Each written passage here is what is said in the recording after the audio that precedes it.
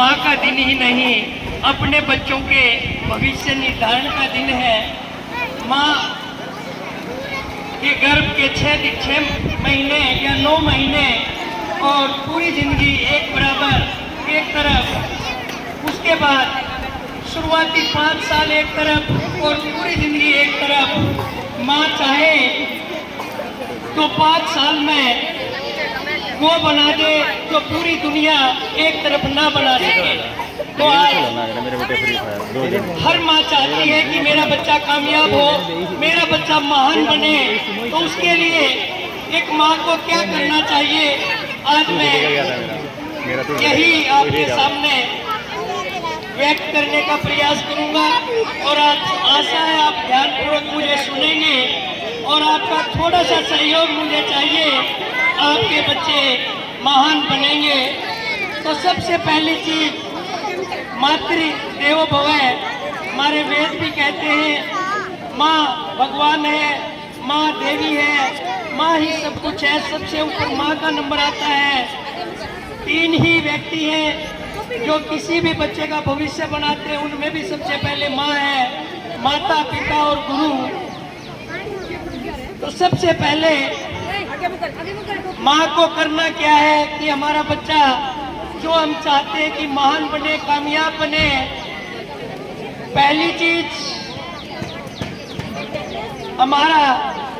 हमारे बच्चे का स्वास्थ्य। 5 चीजें हमें करनी है, हर माता को 5 चीजें करनी है। और जब ये 5 काम माँ कर देगी तो उसके बाद हमारा बच्चा कामयाब हो जाएगा। कामयाबी हमारे हाथ में है, हर माँ के हाथ में है। उसमें सबसे पहली चीज है स्वास्थ्य। एक माँ ही है जो अपने बच्चे को स्वास्थ्य दे सकती है, एक माँ ही है जो अपने बच्चे को स्वस्थ रख सकती है। और उसके लिए करना क्या है, सबसे पहले बच्चा उठता है, उसे पानी पिलाना, उसे उपयुक्त चीजें खिलाना, हर चीज जो उसे चाहिए वो देना, तभी बच्चा स्वस्थ रह सकता है। लेकिन आज अज्ञानतावश माँ से हो क्या रहा है, अपनी ममता के कारण वो डिब्बाबंद चीजें खिला रही है जो जहरीली है। कहीं प्यार से नमकीन खिलाती है, चाहे कुरकुरे और कहीं अन्य चीजें जो जिनके अंदर जहर भरा होता है कि कोई कीड़ा ना लगे।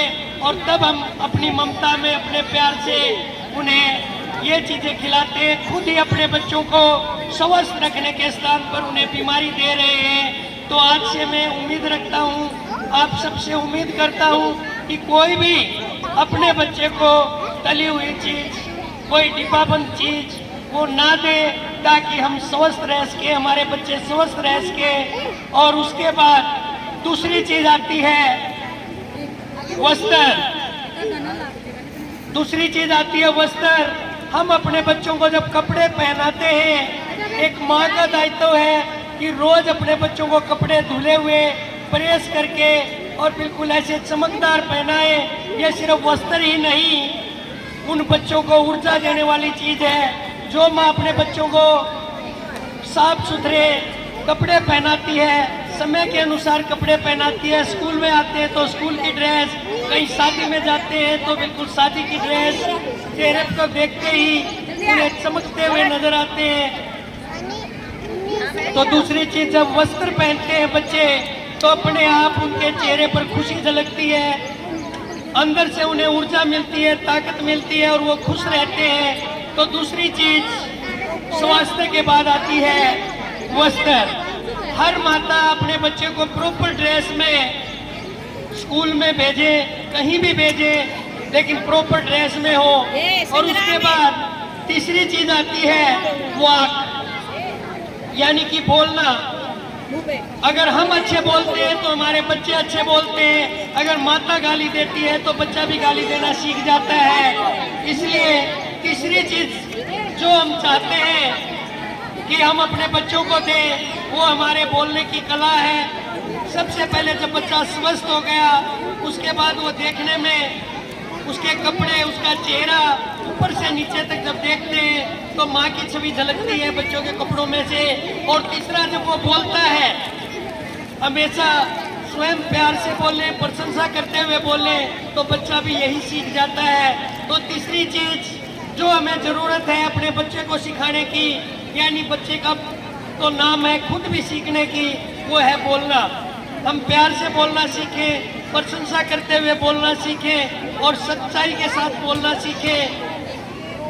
इसके बाद चौथे नंबर पर आती है विद्या, जो हम शुरू में ही पीछे पड़े हुए हैं कि बस बच्चा पढ़ना सीखे, पढ़ना सीखे, लेकिन सबसे जरूरी भी है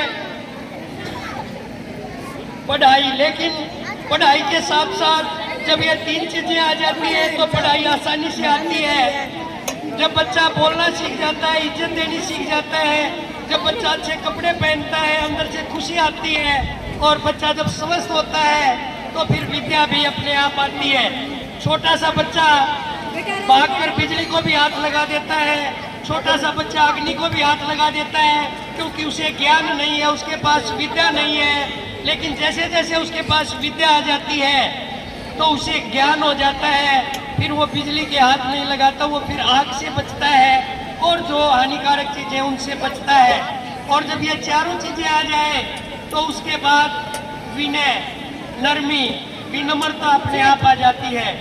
जिसके पास विद्या आती है उसके बाद विनम्रता आती है। चाहे कोई कितना भी पढ़ ले, अगर फिर भी अहंकार रहता है, घमंड रहता है, नम्रता नहीं आती, तो इसका मतलब उसने विद्या